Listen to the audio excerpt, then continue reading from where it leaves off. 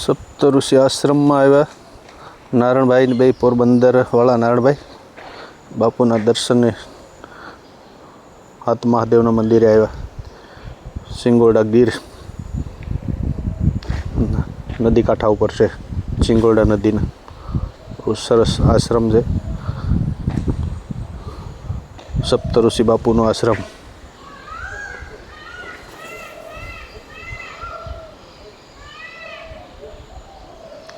Har Har Mahadev.